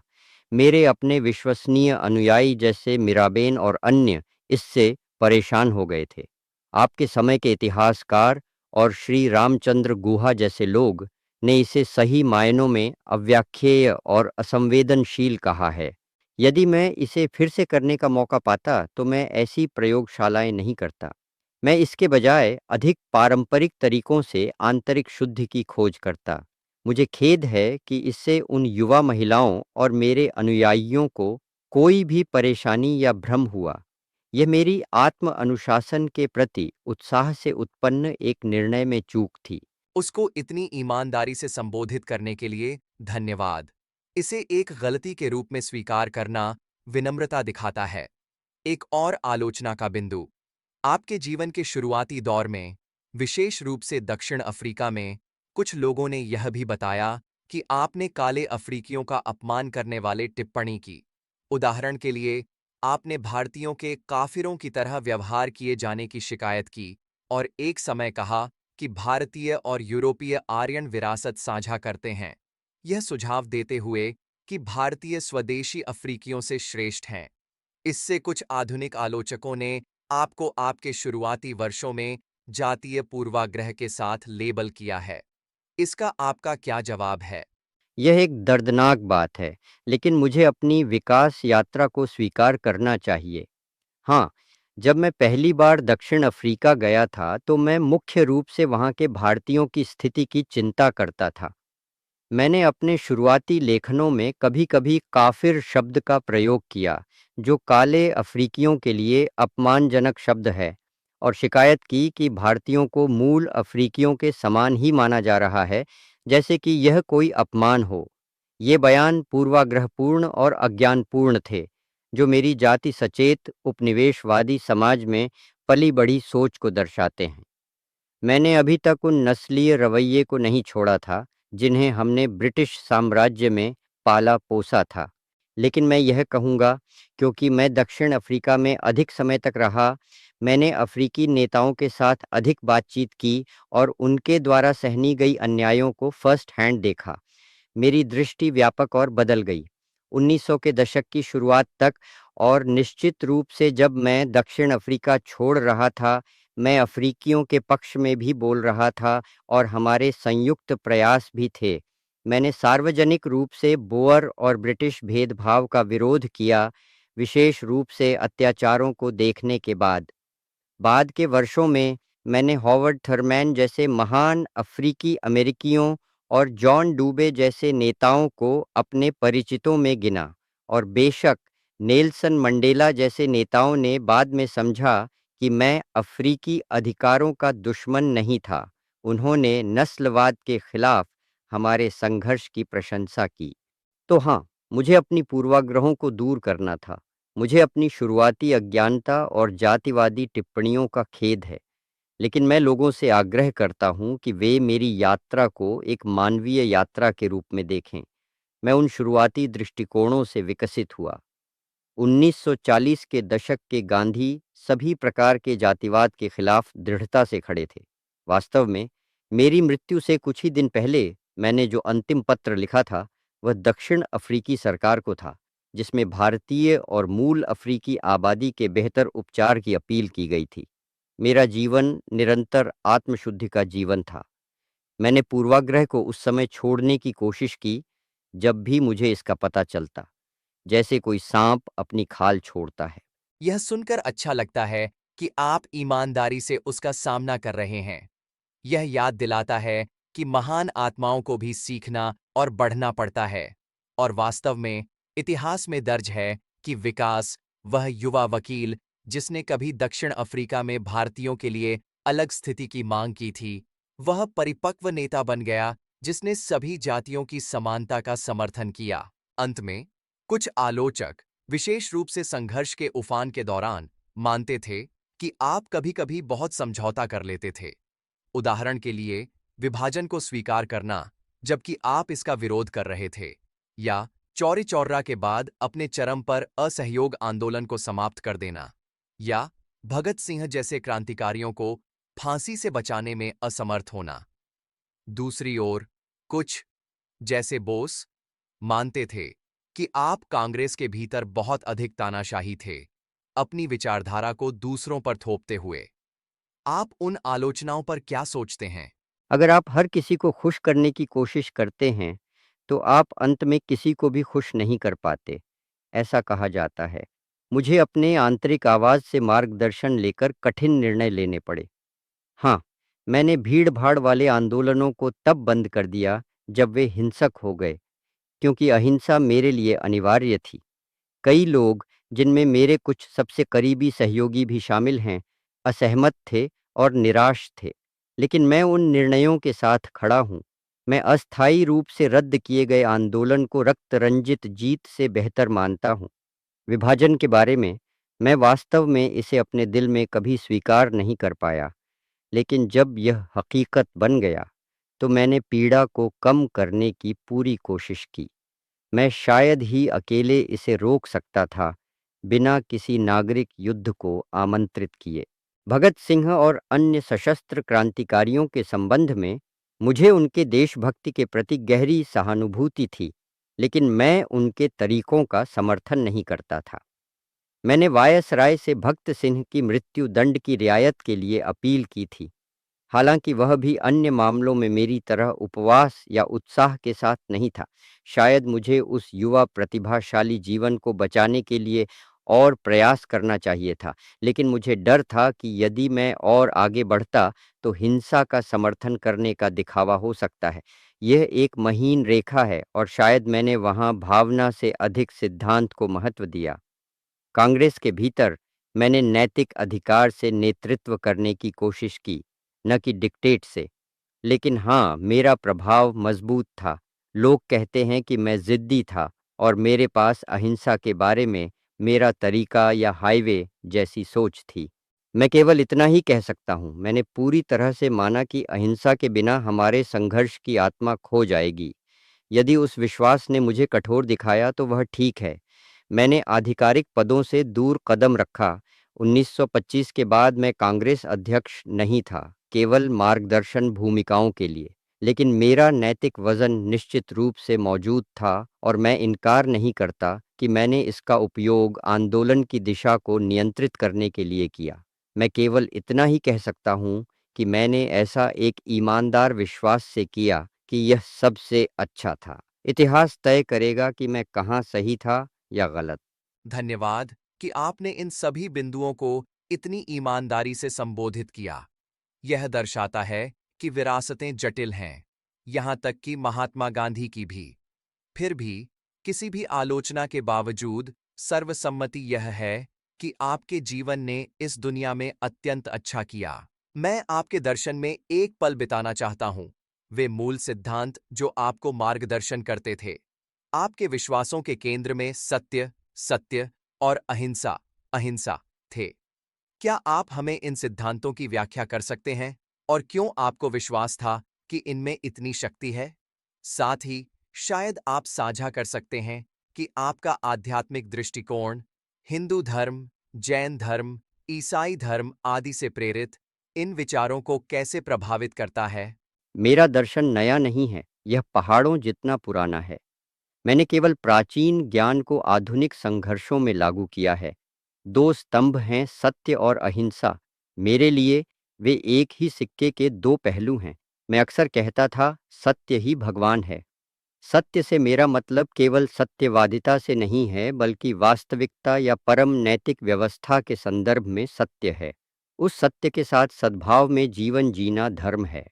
अहिंसा या अहिंसा स्वाभाविक रूप से सत्य की खोज से उत्पन्न होती है। यदि हम मानते हैं कि भगवान या नैतिक सत्य हम में से प्रत्येक में वास करता है, तो हम किसी और को नुकसान पहुंचाए बिना अपने आप को नुकसान नहीं पहुंचा सकते। अहिंसा निष्क्रिय नहीं है, यह प्रेम और सहानुभूति की सक्रिय शक्ति है। इसका अर्थ है कभी भी अपमानित या घायल करने का प्रयास न करना, भले ही उकसावे का सामना क्यों न हो। यह आत्मा शक्ति बनाम बर्बर शक्ति है। मैंने शुरुआत में ही अपनी माँ और मेरे आसपास के जैन शिक्षाओं से सभी जीवित प्राणियों के प्रति करुणा के बारे में सीखा। वह गहरे तक समा गया। बाद में जब मैंने अन्य धर्मों का अध्ययन किया, तो मैंने वही संदेश देखा। भगवद गीता ने मुझे पुरस्कारों के प्रति आसक्ति के बिना सही करने का सिखाया। यीशु मसीह, विशेषकर पर्वत उपदेश, अपने शत्रुओं से प्रेम करो, दूसरी गाल भी फेर दो, ने मुझे बहुत प्रभावित किया। यह अहिंसा के बहुत समान प्रतीत होता था। इस्लाम ने मुझे ईश्वर की इच्छा के प्रति समर्पण और भाईचारे का पाठ पढ़ाया। जैन धर्म और बौद्ध धर्म ने अहिंसा और त्याग को मजबूत किया। लियो टॉल्स्टॉय का ईसाई अनार्चिज्म और जॉन रस्किन का श्रम की गरिमा का समर्थन भी मेरी सोच को आकार देने में मददगार रहा। मैंने वास्तव में 1909 में एक किताब लिखी, हिंद स्वराज, जिसमें इन बातों का बहुत कुछ समाहित है। आधुनिक भौतिकवादी सभ्यता को अस्वीकार करना और सत्य और अहिंसा पर आधारित समाज का कल्पना करना। तो दार्शनिक रूप से मैंने इन प्रभावों का संश्लेषण किया। मैंने सत्याग्रह शब्द की रचना की ताकि उस शक्ति का वर्णन किया जा सके जो सत्य और अहिंसा का पालन करने से आती है। यह केवल राजनीतिक नागरिक अवज्ञा नहीं है, यह जीवन का एक संपूर्ण तरीका है। इसका अर्थ है प्रेम की भावना में न्याय की खोज करना, पीड़ा देना के बजाय स्वयं को पीड़ित करना। जब इसे पूर्णता से अभ्यास किया जाता है, तो यह व्यक्ति को नैतिक दृष्टि से अजेय बना देता है। कुछ लोग सोच सकते हैं, क्या असहिंसा सभी परिस्थितियों में व्यावहारिक है? आपने नाजीवाद के संदर्भ में इस पर बात की है, लेकिन व्यक्तिगत परिस्थितियों में क्या, जैसे कि किसी हमले के खिलाफ आत्मरक्षा? आप असहिंसा को स्वाभाविक आत्मरक्षा या अपने प्रियजनों की सुरक्षा की प्रवृत्ति के साथ कैसे समायोजित करते हैं? अहिंसा का मतलब कायरता नहीं है। मैंने कहा है कि मैं चाहूँगा कि कोई व्यक्ति सम्मान की रक्षा के लिए हिंसा का प्रयोग करे, बजाय इसके कि वह कायर बने और निर्दोषों की रक्षा करने में असमर्थ रहे। लेकिन सबसे उच्च साहस वह है जिसमें खुद को खतरे में डालकर दूसरे को नुकसान न पहुंचाए। उदाहरण के लिए, यदि कोई आपके परिवार पर हमला करता है, तो अहिंसात्मक तरीका यह होगा कि आप बीच में आएं, यहाँ तक कि आघात या गोली खाएं, लेकिन हमलावर को मारने के बजाय यदि संभव हो तो हथियार छोड़ने या समझाने का प्रयास करें। यह अत्यंत कठिन है। मैं मानता हूँ कि हर कोई ऐसा नहीं कर सकता, लेकिन जो लोग कर सकते हैं, जैसे बिना हथियार के शांति कार्यकर्ता या जो दूसरों का संरक्षण करते हैं, वे अहिंसा की शक्ति का प्रदर्शन करते हैं। यह हमेशा तुरंत जीवन को नहीं बचाता, लेकिन यह एक ऐसा स्वर सेट करता है जो दीर्घकालिक में बदला लेने के चक्रों को कम करता है। मैंने न केवल राजनीतिक रूप से बल्कि व्यक्तिगत रूप से भी अहिंसा का अभ्यास किया, अपने विरोधियों, प्रतिस्पर्धियों और आलोचकों के प्रति। मैंने पाया कि नफरत का जवाब प्रेम से देना अंततः स्थिति को बदल देता है। इसमें समय लग सकता है, लेकिन यह होता है। अंग्रेजी कवि शैली ने लिखा, दिलों को प्रेम से जीतें, छोटों से नहीं। यही सत्याग्रह का सार है। आपकी इन आदर्शों के प्रति अटूट प्रतिबद्धता वास्तव में प्रेरणादायक है। समाप्त करने से पहले मैं पूछना चाहता हूं, आज के आधुनिक दुनिया में नई चुनौतियों से भरे लोगों को आप कौन सा संदेश देना चाहेंगे? सामान्य व्यक्ति अपने जीवन में गांधी के सिद्धांतों का अभ्यास अब कैसे कर सकते हैं? मेरा आज का संदेश हमेशा की तरह रहेगा, वह बदलाव बनो जो आप दुनिया में देखना चाहते हैं। हम में से प्रत्येक अपने दैनिक संवाद में सत्य और अहिंसा के मूल्यों को जी सकता है। परिवार, पड़ोसियों, सहयोगियों के साथ-साथ उन लोगों के साथ भी जिनसे हम राजनीतिक रूप से असहमत हैं। आज के विश्व में अभी भी बहुत अन्याय है। गरीबी, असमानता, पूर्वाग्रह, हिंसा, पर्यावरणीय संकट। सत्याग्रह के तरीके आज भी उतने ही प्रासंगिक हैं। शांतिपूर्ण विरोध, अन्यायपूर्ण कानूनों के खिलाफ, नागरिक अवज्ञा, शोषण को कम करने के लिए सरल जीवन, सामुदायिक सद्भाव, ये कालातीत उपकरण हैं। इन्हें सबसे अधिक व्यक्तिगत ईमानदारी और निर्भीकता की आवश्यकता है। डरें नहीं और किसी के प्रति द्वेष न रखें, यहाँ तक कि वे भी जो आपको चोट पहुँचाते हैं। ये कठिन है, लेकिन यदि भीड़ में से कुछ लोग इसका अभ्यास करें, तो ये बाहर फैलता है। मैं युवाओं से भी आग्रह करता हूँ, अपने आप को सत्य में स्थिर करें। झूठ और प्रलोभन के युग में सत्य एक दुर्लभ वस्तु बन गया है। इसे मजबूती से पकड़ें। करुणामय सुनने और समझने का अभ्यास करें। जो लोग आपसे भिन्न हैं, उन्हें दानव न बनाएं। यदि संघर्ष आवश्यक हो, तो उसे परिवार के भीतर बहस की तरह होने दें। सही के लिए दृढ़ता से खड़े रहें, लेकिन कभी भी विरोधी से नफरत न करें। और हर निर्णय में सबसे गरीब और सबसे कमज़ोर को याद रखें। एक सभ्यता का मूल्यांकन उसकी सबसे कमज़ोर वर्ग के प्रति उसके व्यवहार से किया जाता है। यह हर उस चीज़ के केंद्र में था जिसके लिए मैं प्रयासरत था। अंतिम, सबसे कमज़ोर और खोए हुए को ऊपर उठाना। अगर मेरी ज़िंदगी कुछ साबित करती है, तो वह यह है कि सार्वभौमिक प्रेम एक वास्तविक शक्ति है और सरलता, सेवा और बलिदान का जीवन न केवल व्यक्तिगत शांति ला सकता है, बल्कि समाज को बेहतर बनाने में भी मदद कर सकता है। यही मेरी विनम्र संदेश है।